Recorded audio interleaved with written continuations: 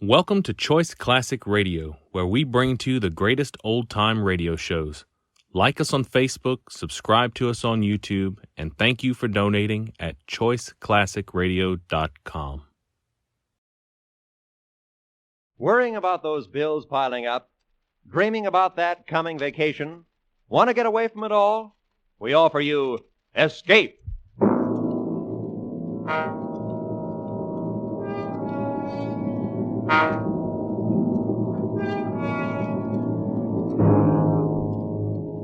You are deep in the remote hill country of Afghan, face to face with the fierce Pathan warriors, trapped into a hopeless fight from which there seems no escape.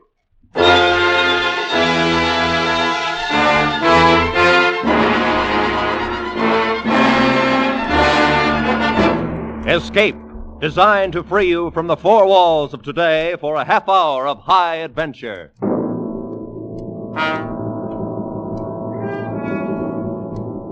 Tonight, we escape to the north of India and to a battle long remembered, as Rudyard Kipling described it in his famous story, The Drums of the Fore and Aft.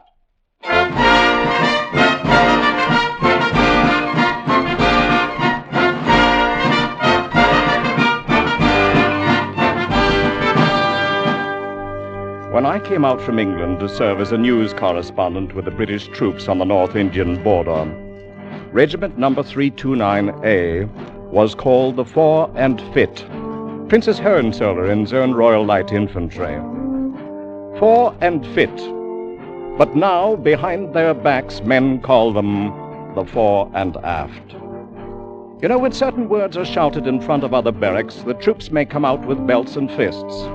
But the mere whisper of Fore and Aft brings out the men of this regiment with rifles in their hands and murder in their eyes.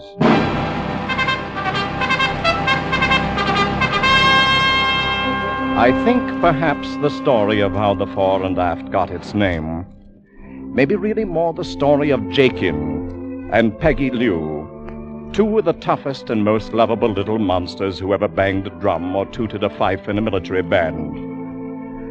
They were both about the same age, with curly hair and the faces of cherubs. And inside were two souls that should have belonged to a pair of devils. Oh, I must have seen them before, of course. But the first occasion I can recall was an informal regimental court the colonel was holding in the orderly room one morning. Piggy and Jakin were there, and they were in trouble, as usual. All right, Sergeant. Read the charges. Yes, sir. The charge is made by one Smithers, a civilian, that while walking back of the bazaar at 6 p.m. last evening, he was set upon without provocation by two drummers from the corps band, known as Jakin and Piggy Lou, and by them was beaten into near insensibility. Fighting again. Go on, Sergeant. Mr. Smithers states further that he was struck down by the two defendants, and while lying on the ground was kicked repeatedly in the face and ribs, escaping with his life only through the timely arrival of a detachment of the guard.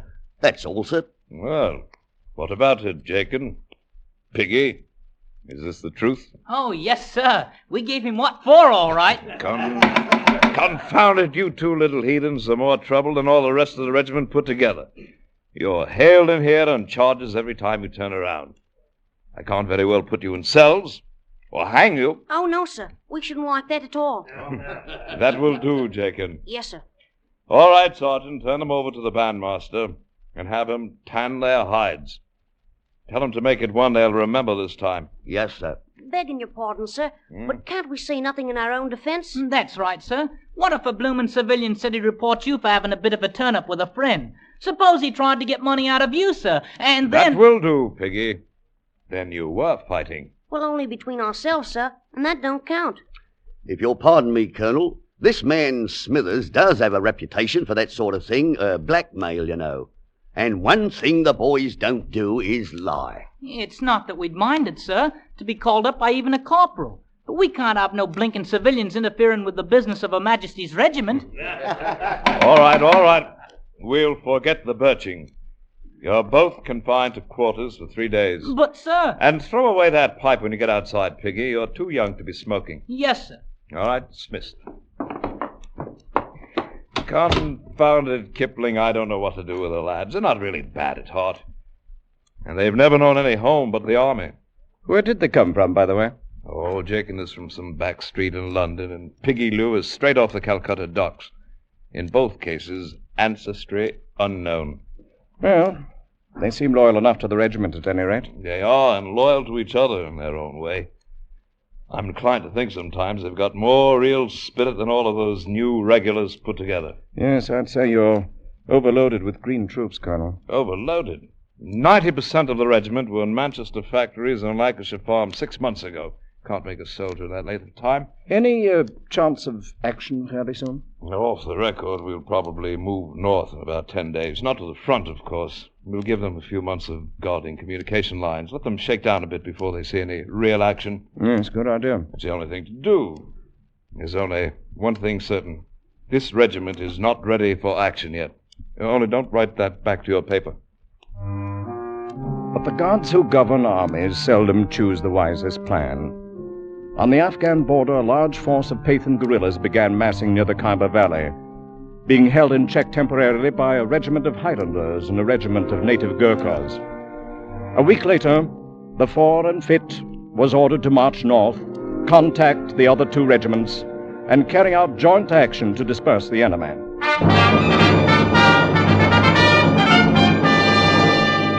Parade ground and barracks began to hum with preparations for the coming campaign. Privates walked with a new swagger, subalterns began to snap their salutes and orders, and the young officers nearly shot one another at pistol practice. Battle, a glorious word to men who'd never fired a gun at a human being in their entire lives. But to Piggy and Jakin, the excitement was like salt in an open wound, for the band was reduced to 20 men, and the drummer boys were being left behind.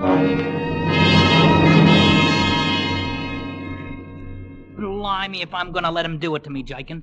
Me, what's going to have a career in the army, being left behind like an old boot. And why should you worry? Now you can stay here with that bloomin' girl of yours. Oh, what's a girl when the regiment's going up to the front? And that's another thing, too. How am I going to explain to her about being left behind with the women?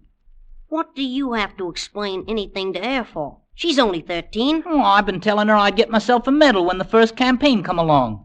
Now am I going to do it now, I ask you? Perhaps the drum major'll give you a bloomin' medal for tootin' on a fife. I heard him talking to you yesterday. And how was I to stop him?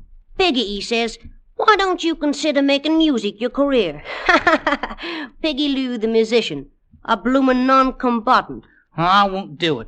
He can try, but he can't make me. Aha! When I'm an officer, perhaps I'll invite you in to have a glass of sherry wine on mess nights, Mr. Lou. I'll be a blinking officer before you are. I'm going to join up with the regulars just as soon as I'm old enough. Piggy the musician. Stow it. Right at the moment, I don't feel like fighting even you. I heard in the barracks they're going to take Tom Kidd along. He's to be the bugler. Of course, he's 18, though. That he is. But I can plaster the wall with him any day. With one hand behind me back. Perhaps we can hit him around a bit. Just enough so he can't bugle no more. You get hold of his hands, Piggy, and then I'll kick him in No. They still wouldn't take us. Our reputations ain't what they might be, you know. Oh, well. I'd just leave stay here and do a bit of loafing myself. With our own regiment going into action? Why, I'd as leave have my... Hey, look who's coming. It's the bloomin' colonel herself. And so it is, all alone. You know, Jakin, me lad, I think I'll have a little talk with this colonelship. Have you gone daft with the heat? Oh, the colonel's a good old beggar. Here, hold me pipe. Blimey, now we're in for it again. I beg your pardon, sir. Eh? Well, Piggy, are the drums in revolt? Am I to be pulled down right here in the open? No, sir. I'd like the pleasure of a word with you, sir. All right, go ahead and have it. I'm asking you, sir. If you thought the world and all of your regiment and it was going off to active duty without you, sir, then how'd you feel? I'm afraid I should feel a bit left out of things. And worse. It's as bad as being a blinking civilian, if you'll pardon me, sir. But that's how Jakin and me feels about it. You've no idea what a campaign can be like. Why, you'd flop on your face in the first 20 miles. No, we wouldn't, sir. We're good at marching. I've told my girl I'd bring her back a medal. I've just got to go. And anyhow, if I stay here, the bandmaster'll make a blessed musician out of me, sir. I see. I think you could pass a physical. Oh, not the slightest doubt of it, sir. We're both of us very healthy for our age. Please, sir. All right. I suppose it's unheard of for a border regiment to take drummers along on active campaign. But if you get past the medical officer, you can both go along. Blimey! Jakin, did you hear that? We're going up to the front. Thank you, sir. Carry on. Yahoo!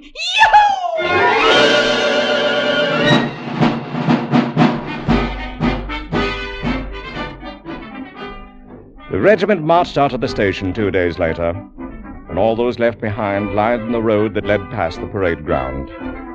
The band stood by and played them out, waiting to fall in at the foot of the column.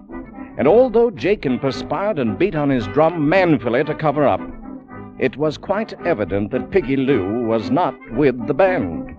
Jakin kept glancing at the cedar hedge behind him, and I had a rather good idea why Piggy was being detained. You've got to be awful careful and take real good care of yourself, Piggy. You're so venturesome. I'll worry all the time. It's odd, Chris. I'll grant you it's odd, but what's a man to do when his regiment's called off to active duty now? Here, give us another kiss. Oh, Piggy. That's more like it. You'd have stayed here like you ought to. You could have had as many as you wanted. And if I'd done that, Chris, you wouldn't think anything of me. Like as not. But at least I'd had you with me, Piggy. And all the thinking in the world ain't like kissing. And all the kissing in the world ain't like having a medal to wear on the front of your coat. Who cares about a medal? Just stay with me, Piggy, darling, and I'll love you true forever. Aren't you going to do that anyhow, Chris? You said you was. Of course I am. Be lots more comfortable if you stayed here. No, don't take on about it, Chris. I'll be coming back, and I'll marry you someday, too, I promise. But when? Years and years, perhaps. You be careful, won't you, Piggy? Oh, a man has to take his chances in the army, Chris.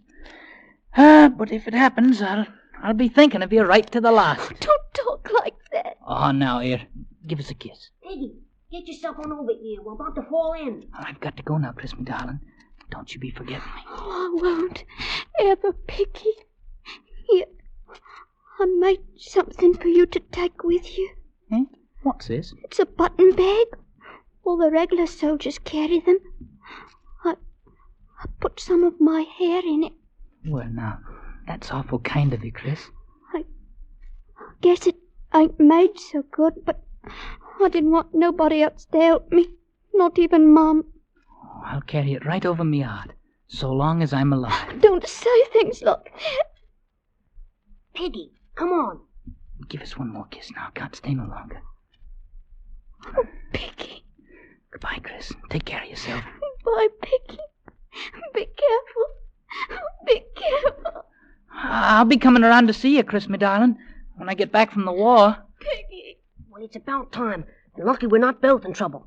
Here, stick this blinking pipe in your ugly mouth and blow on it, petticoat chaser. Oh, shut up and beat your drum, soldier, before I decide to pound in your bloomin' head a bit. Tell the colonel he can shove off now.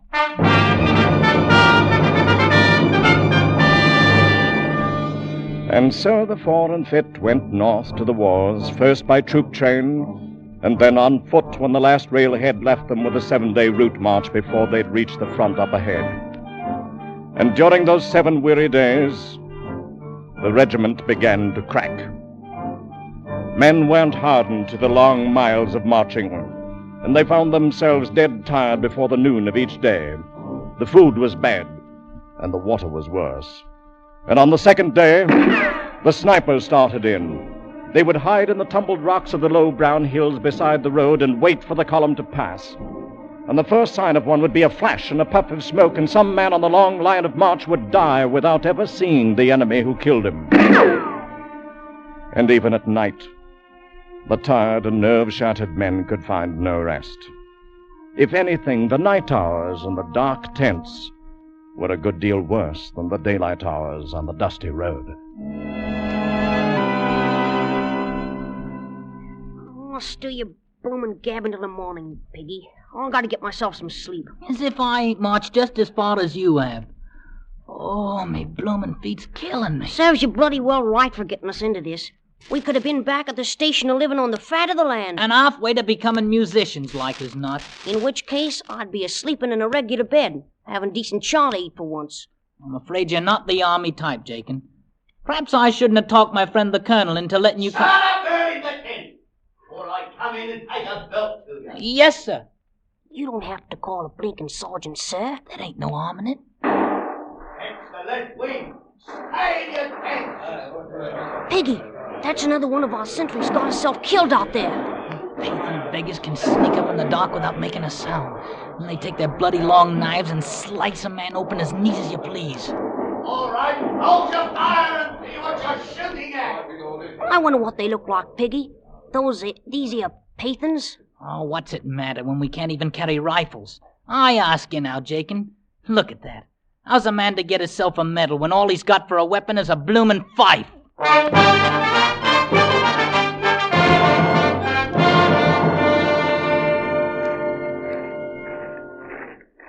Late afternoon of the 7th day, weary, savage, and sick, their uniforms dulled and unclean, the Fore and Fit rendezvoused with the Highland Brigade. Hi, lads. Here comes the new regiment, the Fore and Fit. Fore and Fit, eh? May I ask what it is they're fit for? Some of the men bore wounds, and some were stretcher cases. But the real casualty was the regimental morale. These raw conscripts had marched out of their station in the south with the band playing. And somehow they'd imagined that they might march glorious into battle the same way. But no band played when they slogged sullenly into the brigade encampment. Hey, Piggy, think we have found the blinking war at last? And what else? Ain't that a full-grown general old colonels are talking to there? Blimey, look at them chaps over there wearing petticoats. Now, lot you know, they're islanders. And I've heard a man best take no liberties with them. One activity might have aroused the interest of the regiment, as tired as they were. Rifle practice of the enemy. And with all 700 rifles blazing together. That's the way they felt. We've had a bit of a tough time of it coming down, sir. My men have been rather mauled, with no chance of a fair return. They only want to go in some place where they can see what's before them. I understand, Colonel. I wish I could let you have a few days to recover, but I simply can't spare you right now. There'll be no need of it, sir. All we're wanting is one good night's rest. I see. Well, you can lay your camp area downstroke from the Highlanders, Colonel. And I suggest you call a general inspection before dark. We plan to attack the enemy position at dawn.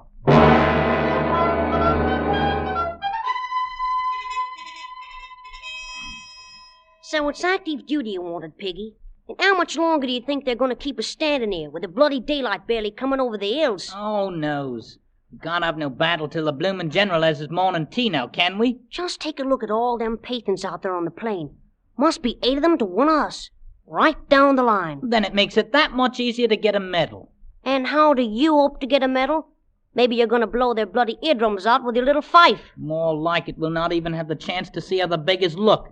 The band, as you might have heard, is going to wheel and retire when we reach them rocks, while the regular soldiers go on and attack the enemy. Which, I might say, is exactly the way I'd plan it myself. I got no fondness for being sliced up like a bloomin' leg of lamb. Oh, you got no spirit, you bloody little beggar. Beggar yourself and a bigger one. Them as want spirit can have it. Like as not, I'll have to pound your head a bit before you can... Here we go, Piggy. Right, Sergeant. Ready now. I call him a squad, and the quick march. Forward!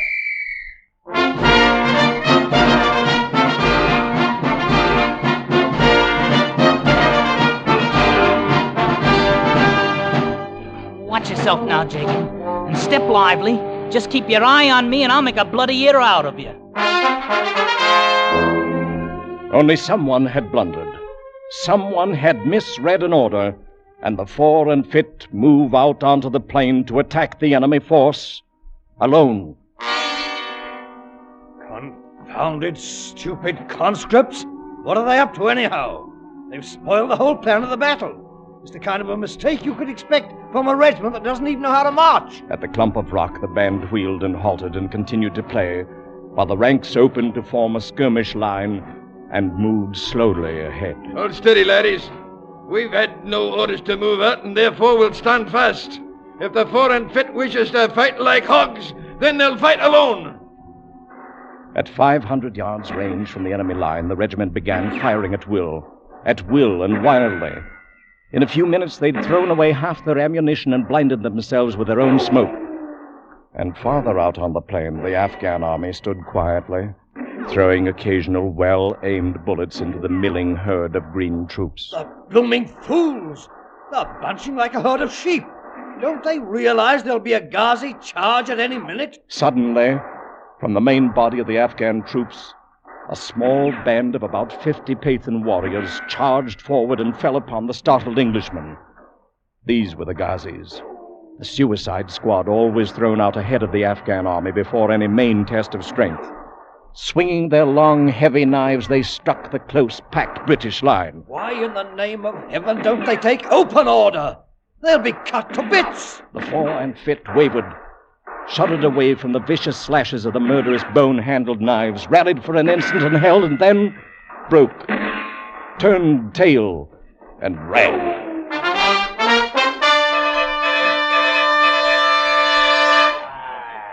Will you look at them, laddies? They turn and run. Might say they make better speed to the rear than they make to the fore. They're anything but the fore and fit now. More likely to call them the fore and aft. It'll take them a long time to live that one down. The fore and aft. The regiment took no thought for the wounded, for the men left behind. Nor did they stop until they jammed in the pass that led up the hill. And the band, too, was carried along with them in their panicked, headlong flight. All the band except 2 men. Piggy, you think the bloody beggars can see us hiding here on the rocks? Of course not. Seeing as how they're too busy at chasing our brave comrades. Look at 'em run, the bloomin' cowards. Ain't it a fine way now for a British regiment to act? Had we done the same thing, we'd not be left behind here the way we are. What's eating you? You're comfortable, aren't you? Maybe comfortable, but I ain't easy in my mind. Oh, stow it. Hey, somebody's dropped the canteen here. Maybe it's got rum in it. And how can you hope to tell by shaking it? And now keep your dirty hands off it. I'll do the trying it out. Well, is it, Piggy? Is it? No, it's water. Here, have yourself a free drink on Her Majesty, drummer boy. Chicken, look. Them Pathan beggars are starting back for their own lines. And keep your head down. Well, now, with the bloomin' enemy return, perhaps they'll come out and rescue us. Not them, the bloody cowards. Look at 'em, Jake. The officers is beating them with the flats of their swords. Can't they see the Pathans ain't chased them no more? They can't see nothing but their own precious skins. Off 'em, huh? Maybe we ought to give 'em a little music. Show 'em it's all nice and cozy out here now. Oh, no. 'Tain't for me to do nothing like that. You want we should get ourselves shot? Oh, there ain't no enemy close by now. Come on, Jakin. Take up your bloody drum there. You positive there's only water in that canteen? Oh-ho, so like as not you're a coward too. The same as the rest of the regiment. I'll show you who's a coward, Piggy, my boy. And I'll be pounding your head a bit, too. The first chance I gets. Take your bloomin' fife there and stick it in your ugly face. Well now, so you have got a bit of spirit. Maybe I'll speak to my old friend the Colonel about it. All shut up and start blowing. Ready? Ready all? Now!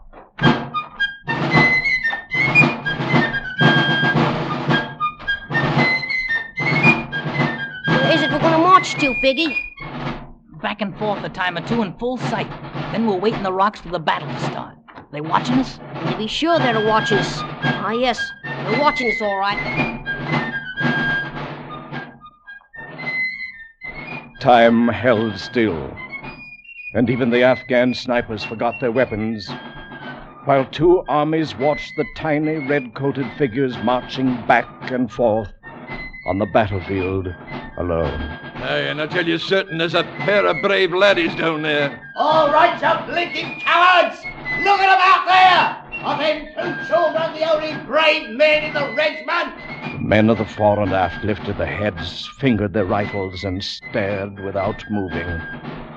And out there on the silent plain, back and forth, marched Jakin and Piggy.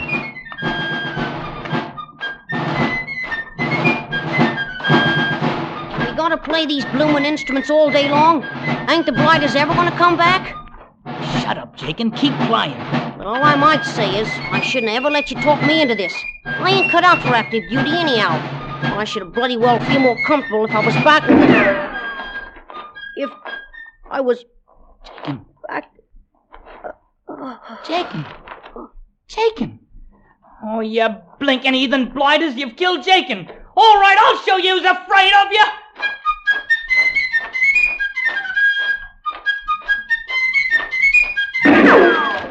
Come on, you bloomin' cowards!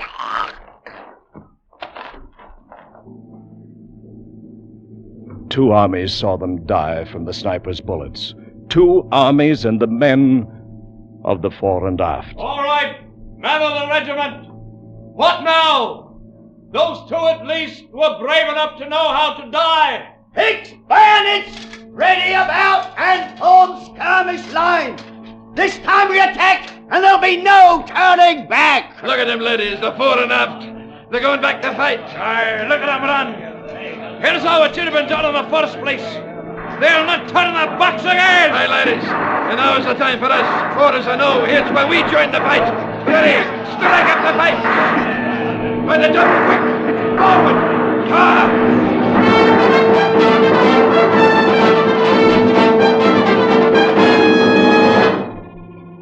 Late afternoon saw the Afghan army wiped out. And the general explained to me how everything had gone according to his plan, and how he hoped I'd cable that back to my paper in London right away. I turned and left him then, and walked out across the silent battlefield, walked out among the silent dead. The two tiny figures lay quite close together, Jakin fallen across his broken drum, and Piggy Lou with the fife still clenched in his dirty fist. A bulge under his tunic caught my eye, and I reached in and drew out a button bag embroidered crudely with the name Chris. I made it for you myself, Piggy, my darling. And I put some of my own hair inside of it. I'll wear it right next to me heart, Chris, so long as I'm alive. I thought how Chris would soon forget, and how the world's memory is no longer than hers. The sun was sinking away in the west. The button bag in my hand was soaked and damp. And over the left breast of Piggy's grimy uniform, over the pocket where citations are usually worn, a bright red stain had spread out through the coarse wool, looking so very much like the bright red ribbon that goes with a medal.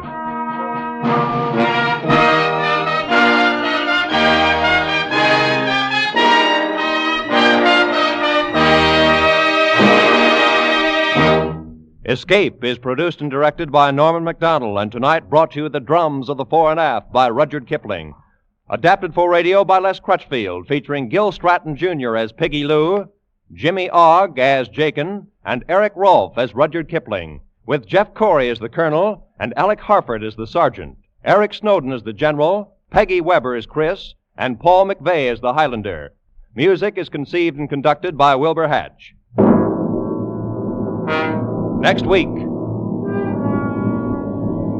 You are drifting on the burning, glossy surface of a tropical ocean, alone on a tiny raft, with 3 murderous companions from whom you cannot escape.